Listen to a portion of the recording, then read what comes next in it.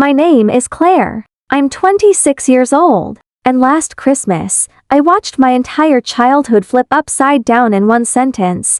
For most of my life, I was the background hum in my own family. My mother could spend an hour talking about my brother's latest brilliant idea and forget to ask me a single real question. I was the child who did her homework, alone at the kitchen table while everyone else cheered for him at his games. I got used to being invisible, until that night, we were sitting around the Christmas table, the usual scene. Turkey, mashed potatoes, twinkling lights in the window. My mother was leaning toward my brother, asking about his newest business venture, laughing, promising she'd help however she could. I was there too, quietly cutting my food like always. Then my brother looked at me with that little smirk he'd had since we were kids and said, "So, are you still wasting your time on that worthless little business of yours?" I didn't raise my voice. I didn't snap back. I just shrugged and said, as casually as if I were talking about the weather, "Actually, I sold my company." The whole table went quiet. My brother laughed under his breath. "That worthless company? Sure. How much did you sell it for?" He even did the air quotes. I looked him straight in the eye and said, $150 million. His jaw literally dropped. My mother's face went white. The fork slipped from her hand and clattered against her plate. In that moment, every year she'd ignored me, every time she made me feel small, came crashing back on her instead of me. If you want to know how a daughter her own mother dismissed for years ended up dropping a $150 million truth at Christmas dinner, and what it cost my family after that night, stay with me until the end. I wasn't always the woman who could drop a 9-figure number at a Christmas table and watch her mother turn pale. At 8 years old, I was just the quiet kid hiding in the kitchen doorway, clutching a chipped plastic cup while my brother's 13th birthday looked like a coronation. His name is Ryan, 5 years older than me, and from the very beginning, he was the star of the family. That day, my mother Karen rolled out a brand new mountain bike into our backyard. It gleamed in the sun. Neighbors clapped. Kids cheered. Someone yelled that Ryan was going to go far in life. My mother hugged him so tight it looked like she was afraid someone might take him away, whispering how proud she was of him. I stood a few feet back in an old thrift store t-shirt, and no one even asked if I wanted to be in the pictures. For Ryan's birthdays, there were balloons, outdoor parties, 3-layer cakes, and sometimes entire weekends built around him. For mine, there was usually a cheap cake from the grocery store, a couple of candles, and my mother half apologizing because she was so busy. One year, Ryan got a trip to Disneyland as a graduation present. I got a card from the drugstore and some cash in an envelope left on the kitchen counter. When Ryan hit school age, my mother fought like crazy to get him into an expensive private school. He had crisp uniforms, brand new sneakers, soccer practice, piano lessons, summer camps that cost more than our car. I went to the local public school with peeling paint and outdated textbooks. When I asked why things were so different, my mother would pat my shoulder and say, "Ryan needs special stimulation. He's really smart. He has so much potential." "You're fine, Claire. You'll be fine." It sounded like a compliment at first, but "you'll be fine" slowly turned into "we don't have to try for you." My father worked long hours at a bank and was barely home for dinner. Even when he was, he mostly let my mother make every decision: schools, activities, money. There was this invisible hierarchy in our house. Ryan at the center, my mother orbiting around him, my father off on the sidelines, and me somewhere on the edge. As long as I wasn't causing trouble. By 12 or 13, I stopped asking for things. I stopped asking why Ryan got the new phone, the new laptop, the extra tutoring, and I didn't. I stopped running into the living room with my A+ tests because every time I did, my mother was on the phone with one of Ryan's teachers or driving him to practice. If I needed extra books, she'd sigh and ask if I really needed them. For Ryan, the answer was always yes. For me, it was always maybe later. So I learned to do things myself. I started watching YouTube videos to teach myself how to cook basic meals because I didn't want to ask for takeout money. In middle school, I picked up a dishwashing shift at a nearby coffee shop. saving every tip in a jar in my closet. That jar eventually became my first used laptop.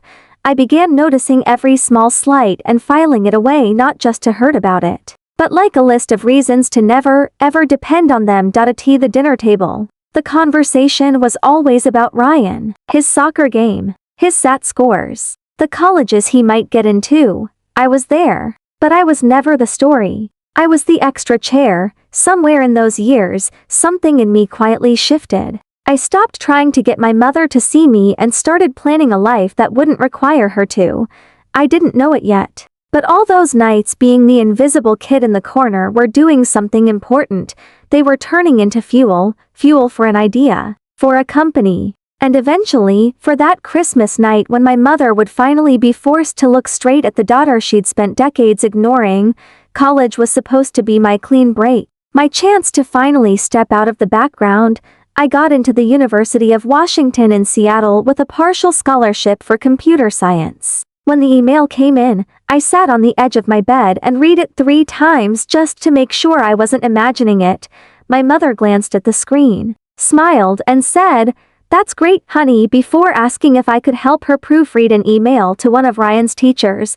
A week later, Ryan got into Stanford, and it was like the Super Bowl had come to our living room. There was a party, relatives over, champagne, a banner. My mother cried and told everyone her son was going to change the world. When I left for UW, she hugged me at the curb, said she was proud of me, and drove off because she was running late. When Ryan left for Stanford, she flew down with him, helped decorate his dorm room, and posted a whole album of photos on Facebook. My move-in day was a couple of suitcases and a used comforter I'd bought with my own money. I lived in a cramped apartment near campus with 2 roommates, the kind of place where you could hear someone sneeze in the next building. My scholarship covered part of tuition, but not everything. To survive, I picked up a part-time job at a Starbucks a few blocks from campus. I'd wake up at 4:30 in the morning, throw on my green apron, and spend the morning spelling people's names wrong on cups, then rush to algorithms or data structures lectures with coffee stains on my sleeves. Between classes, I'd sit in the library with my beat-up used laptop, watching free coding videos on YouTube and Coursera because the official textbooks were too expensive, while everyone else joined clubs and went to parties. I was learning how to build basic apps. I didn't feel sorry for myself. Honestly, it felt kind of good, like I was slowly building something that was mine.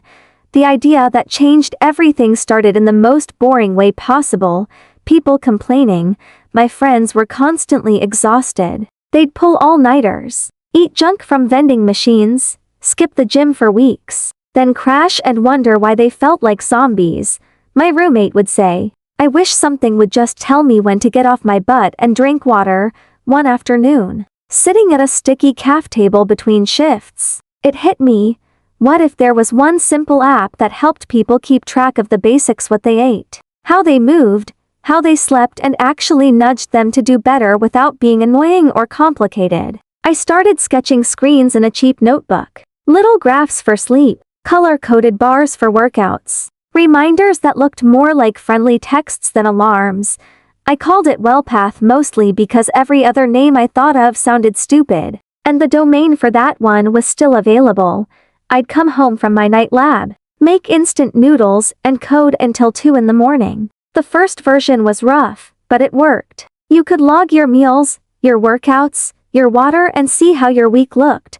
I gave it to a couple of friends and told them to be honest. They immediately tore it apart. "This button sucks. I forgot to log because there's no reminder. Why is this chart so ugly?" It stung, but I fixed everything they complained about. Little by little, more people started using it. A girl in my stats class told her boyfriend, who told his frat brothers, who told their entire group chat. Someone left a random positive review that made me cry in the bathroom at work. When WellPath made its first $500 from in-app ads, I stared at the dashboard for a full minute. It wasn't much, but it was more than my family had ever invested in me.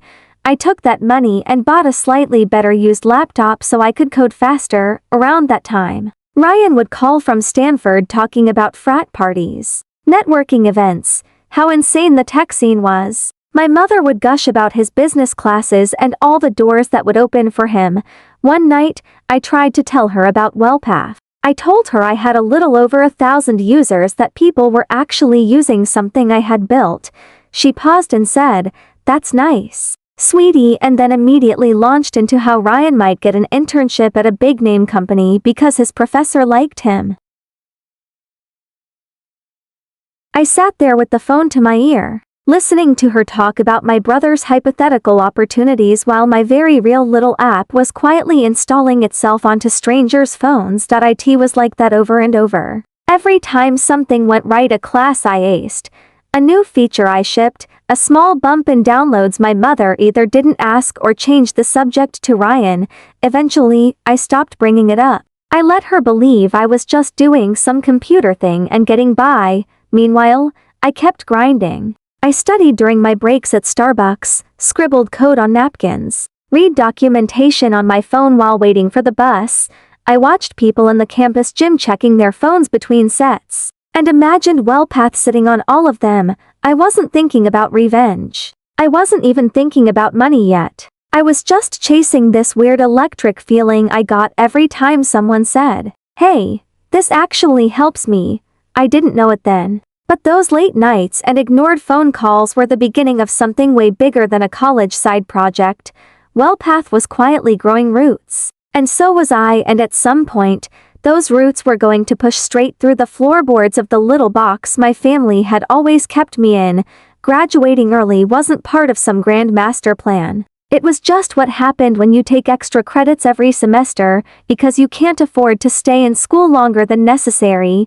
While my classmates were debating gap years and backpacking through Europe, I was signing a lease on a tiny office space in a gray building in Seattle's tech district. It had ugly carpet, flickering fluorescent lights, and a view of a parking lot, but to me, it felt like a kingdom. WellPath wasn't just a side project anymore. I filed the paperwork, incorporated the company, opened a business bank account, and moved my whole life into that small room with 2 mismatched desks and a second-hand couch I found on Craigslist. My schedule got even more intense. Mornings were for customer support, emails, and bug fixes. Afternoons for new features. Nights for teaching myself marketing from free podcasts and blog posts. I answered every review personally, DM'd users who quit to ask why, begged a designer on Upwork to make my app look a little less like something built in a basement. Slowly, the numbers started to shift. Downloads weren't just a trickle anymore. People were sharing screenshots of their progress on social media. A local trainer reached out and asked if he could recommend WellPath to his clients. Then another. A small gym asked if we could create a custom onboarding message for their members. I said yes to everything. I built a basic premium tier, nothing crazy. Just a few extra features and deeper insights for a few dollars a month. When our annualized subscription revenue hit $50,000, I stared at that number and felt the room tip a little. It wasn't quit your life money, but it was, this is real money, real enough that I hired 2 junior developers fresh out of school. Kids like me who just needed someone to bet on them. We crammed into that tiny office with laptops and cheap coffee, eating takeout and pushing updates every week. Somewhere in the middle of all this, Ryan's big Stanford dream started cracking. His first startup, some kind of hyper-local delivery app, tanked. He burned through $100,000 of my mother's money, shut it down, and moved back home. Karen called me crying about how hard the world was for her poor boy, how he just needed one good break, how she was worried about his confidence. She barely asked what I was doing. When she did, it was a vague, "That app is still going okay, right?" Like I was talking about a hobby, not a company. I kept my answers short. "Yeah, it's fine. Yeah, we're growing." I didn't mention revenue. I didn't mention employees. It felt pointless. While Ryan was working part-time at Target and later at Best Buy talking about getting back into the startup scene soon, I was negotiating our first partnerships with actual companies. A chain of gyms wanted a branded version of WellPath. Then an insurance company reached out about possibly rewarding their users for healthy habits tracked through the app. I was still driving an old Toyota and wearing the same sneakers from college, eating takeout on the office couch. So from the outside, nothing looked impressive. Inside my little world, everything was shifting. One day, an email popped into my inbox from a business development guy at a very large tech company. They wanted to talk about strategic options, which is corporate language for "we might want to buy you."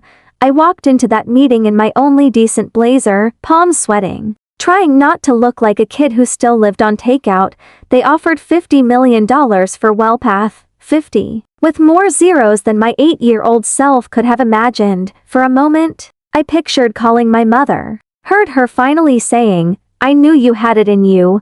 Then I listened to the rest of the offer. They wanted full control. They wanted to optimize the monetization funnel, which was a fancy way of saying they wanted to shove ads and upsells into every corner of something users trusted. To take care of their health. It felt wrong. I said no. My lawyers almost choked. But turning that offer down sent a different signal into the water. If one big player wanted us, others might too. A local venture capital firm that focused on health tech reached out. They didn't want to buy. They wanted to invest and help us scale. I negotiated hard and took $8 million. Enough to grow, but not enough to lose control. We opened a second office in Portland, hired more engineers, expanded our mental health tools, integrated deeply with Apple Health, Fitbit, all the big wearables. We crossed 1 million active users. Annual revenue climbed into 8 figures. At T25, I signed the papers on a modest condo in Seattle with a view of the water. I filled it with IKEA furniture and plants I mostly forgot to water. I still drove the same beat-up car. I still wore hoodies to work, but my life was no longer small. The offer that eventually stuck didn't come from a flashy tech company, but from a giant healthcare group that wanted to bring preventative wellness into their system. They didn't want to gut the app. They wanted to keep my team, keep the brand, and use their resources to reach more people. They offered $150 million. We negotiated terms for months. My days were a blur of contracts and video calls and numbers that made my teenage brain short-circuit. When I finally signed, I walked out of that final meeting numb. After taxes, after bonuses for my team, after all the fees, I was left with roughly $90 million. $90 million more than anyone had ever thought I would have, including me. I didn't call my mother. Instead, I called a therapist. Sitting in that small, quiet office, I talked for the first time in my life about what it felt like to be the invisible kid. The "you'll be fine" child. The afterthought.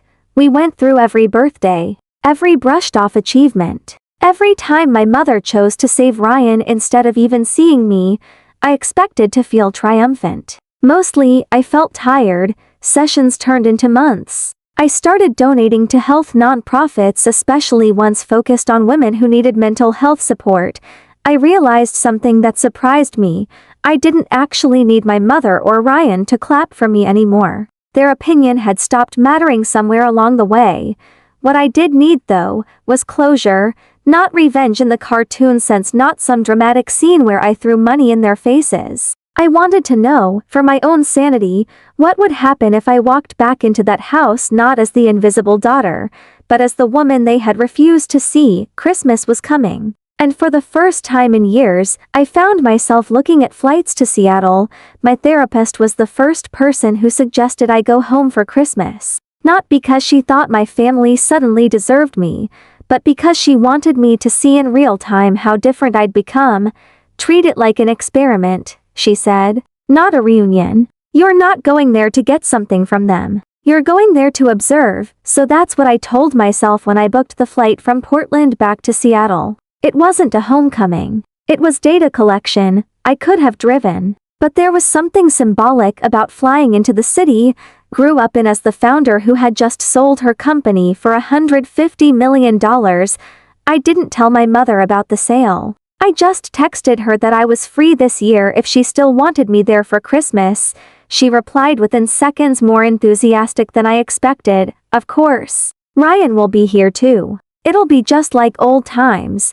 The heart emoji at the end almost made me laugh.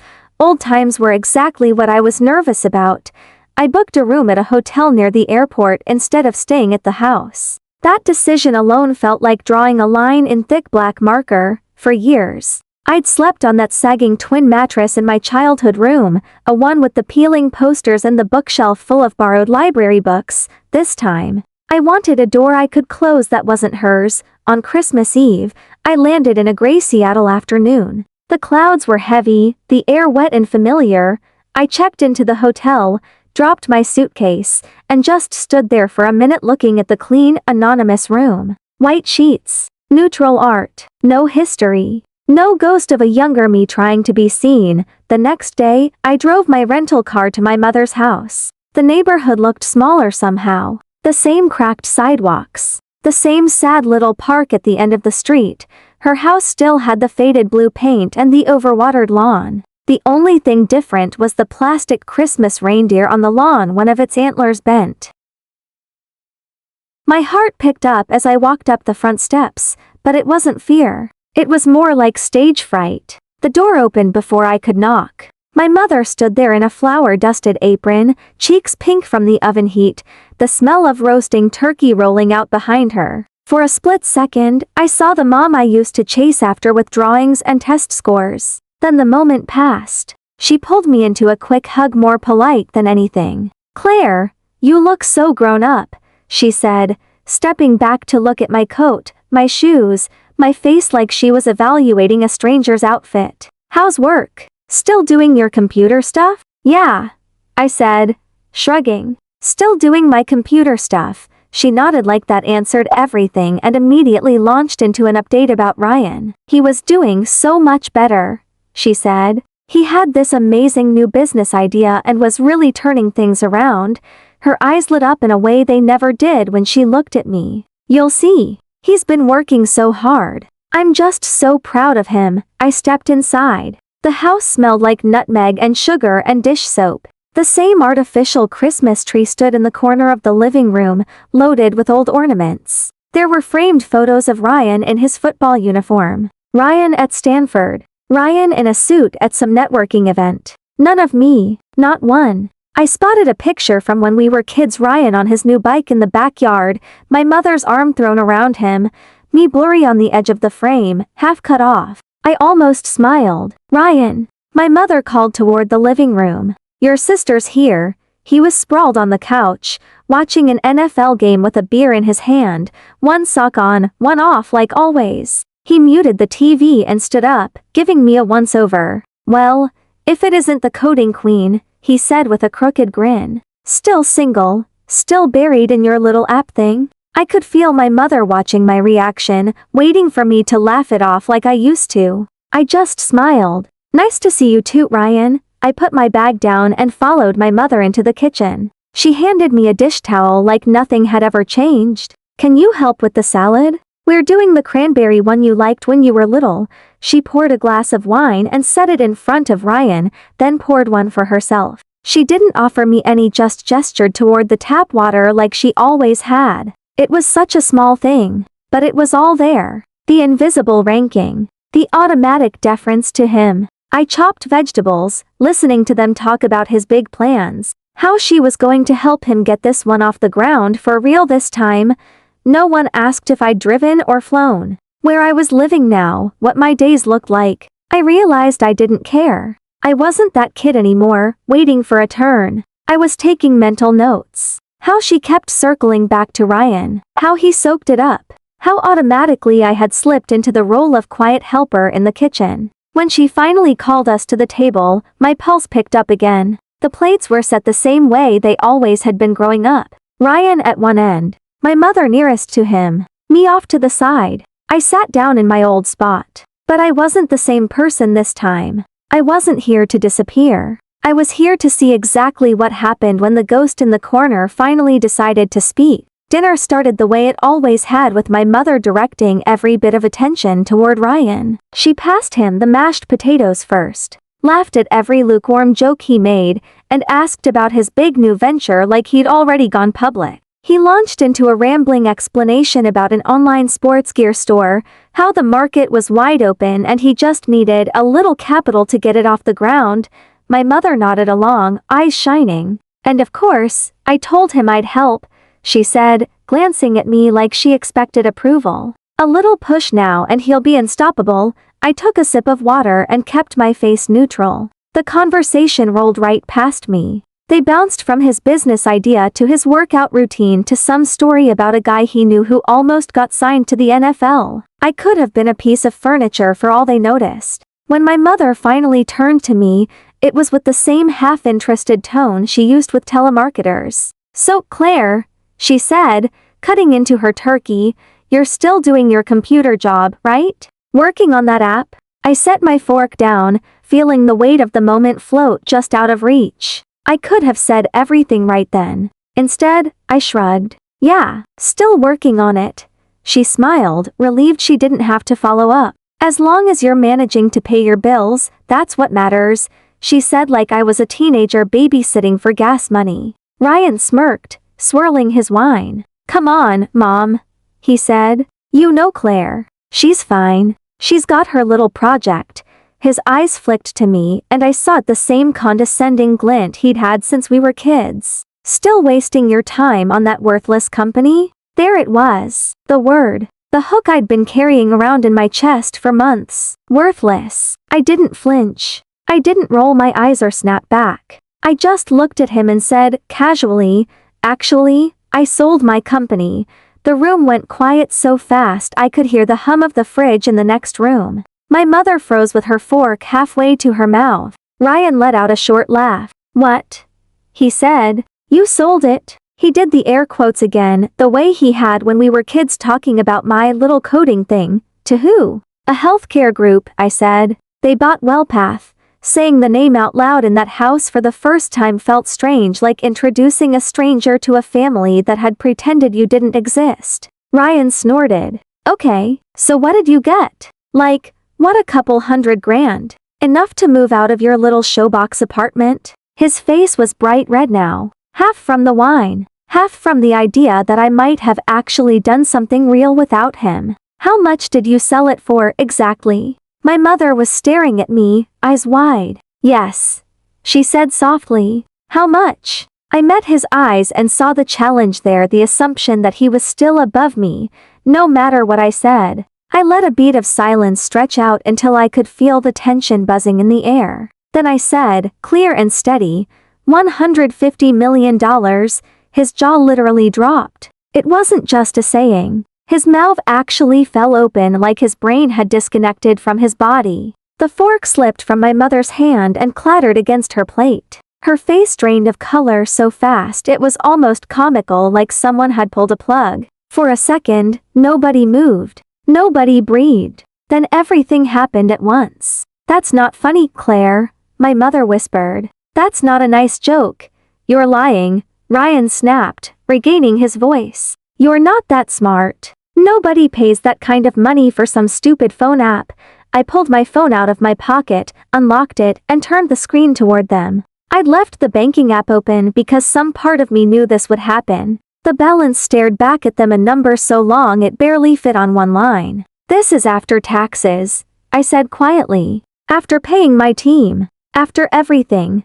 My mother leaned in, eyes darting over the digits, lips moving as she tried to count the commas. Ryan grabbed the phone from her, hands shaking, and started scrolling like he was looking for a trapdoor. When that didn't satisfy him, he snatched up his own phone, typing furiously. A few seconds later, I watched my own face appear in the reflection of his glasses, my headshot from an article. His eyes scanned the headline. I already knew what it said, because I'd read it once, alone, at 2 in the morning. 26-year-old founder sells health app for $150 million. There it was, in black and white. He scrolled, and I heard him mutter phrases under his breath. Under 30, fastest growing, mental health features. He stopped reading and looked up at me like he was seeing a stranger. My mother's eyes were wet now. "Why didn't you tell us?" she asked, voice shaking. "How could you keep something like that from your own family?" I let out a short breath that was almost a laugh. "You mean the way you kept everything for Ryan?" I said. "The private school, the trips, the $100,000 you gave him for a startup that failed. The way you forgot my birthdays, or tossed me a grocery store cake while you flew down to move him into Stanford." Her mouth opened and closed, but no sound came out. "That's not fair," she finally managed. We did our best. We supported you. We always. Nope, Mom. I cut in, my voice sharper than I intended. You supported him. You invested in him. You built your whole life around him. You told me I'd be fine, and then acted like that meant you didn't have to try. You made sure he had every chance, every safety net, every excuse. I built everything I have without a single one of those things. You don't get to play the victim now because your invisible child turned out to be the one who actually did something.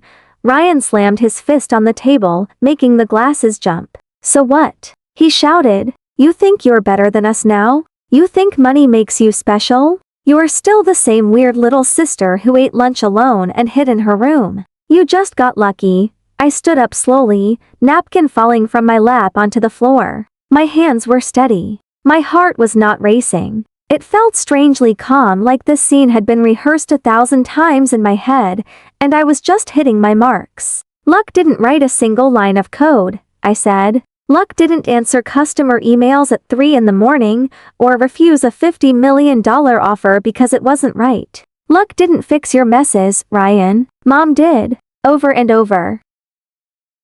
I looked at her. Really looked at her. She looked small, defeated, like the foundation she'd built her world on had just cracked straight down the middle. You gambled everything on the wrong child, I said softly. And now you're just angry that the one you ignored learned how to win without you. My mother reached out like she was going to grab my wrist. Claire, wait. We can talk about this. Maybe you could help Ryan. Invest. We're family. We should stick together. There it was. Not I'm sorry. Not I was wrong. Just help Ryan. The hierarchy she'd built was so deep in her bones, she didn't even hear herself. I picked up my phone and slid it into my pocket. I did stick together, I said. For years. You just never noticed. I pushed my chair back from the table. The Christmas lights blinked lazily in the window behind them, reflecting off their stunned faces. Enjoy dinner, I added. Merry Christmas. And then I walked out of the house I grew up in, leaving my mother pale, my brother speechless, and 20+ years of being invisible sitting at that table behind me. The fallout from that Christmas dinner didn't happen all at once. It was more like a slow-motion collapse. I went back to my hotel that night, kicked off my shoes, and sat on the bed in the dark, staring at the city lights through the window. I half expected my phone to explode immediately. It didn't. The first wave hit the next morning. Long, rambling texts from my mother about family and misunderstandings mixed in with accusations that I had humiliated my brother on purpose. A few hours later, Ryan chimed in, calling me selfish, ungrateful, accusing me of turning my back on the people who raised you. I didn't answer. 2 days after that, a letter showed up from a lawyer representing both of them, demanding $3 million as compensation for the years of support, housing, food, and education they had provided. Reading it was like watching someone put a price tag on a childhood they barely showed up for. I handed it to my own attorney, who wrote back in language much colder than I ever could have. He politely declined, then attached a detailed breakdown of my parents' financial records. My accountant had pulled together every tuition payment for Ryan, every check for his failed startup, every major expense with his name on it, and a big fat zero next to mine. At the end, he added that if they pursued their claim, we'd have no choice but to make those records part of the public record. The next message I got was short and frantic. We're dropping it. Let's just forget lawyers. There was no apology, just retreat. Somewhere in the middle of that mess, Ryan's life started to unravel. He was already fragile, furious that I'd passed him in a race he didn't even know we were running. He drank more, showed up late to his job at Best Buy, snapped at a customer who recorded the whole meltdown on their phone. The video hit a local Facebook group, where people connected the dots between the ranting guy in the blue polo and the online posts he'd made trashing his rich, ungrateful sister. A week later, he was fired. His new big idea for an online sports gear store never really got off the ground. Between credit card debt and a small business loan he didn't understand, he sank fast. My mother tried to save him the way she always had, refinancing the house, pouring whatever she had left into his black hole. Tea still wasn't enough. Within a year, the house I grew up in was gone, sold to cover debts. My mother moved into a much smaller apartment. Her health started to decline. Relatives who had watched her worship Ryan for years pulled away when they realized how badly she had misplayed her hand. That next Christmas, I was in Hawaii with a small group of friends from the tech world. We swam, hiked, and sat on a balcony overlooking the ocean while I wired a sizable donation to a nonprofit that funds therapy for women who can't afford it. At some point, my phone buzzed with a message from a younger cousin. She'd seen the article about me and wrote that my story made her feel less crazy for being the overlooked kid in her own house. I invited her to call me anytime she wanted to talk about careers, money, or just life. She did. I became the mentor I had needed at 16. Months later, an envelope arrived at my office. Inside was a handwritten letter from my mother. She said she was sorry. Sorry she had favored Ryan. Sorry she hadn't seen me. Sorry it had taken a headline about millions of dollars for her to realize what she'd thrown away. She wrote that she wished she could go back, that she hoped one day I would forgive her, that maybe we could start over. I read it once. Then again, I didn't frame it. I didn't rip it up. I just put it in a drawer. The truth was, I had already done the forgiving that mattered. I had forgiven myself for not being able to fix her. I didn't send money. I didn't rush back in to rescue them. Setting boundaries was the only way to keep from becoming another one of their bad investments. I poured my time into my new company, this one focused on mental health and AI tools that actually help people check in with themselves.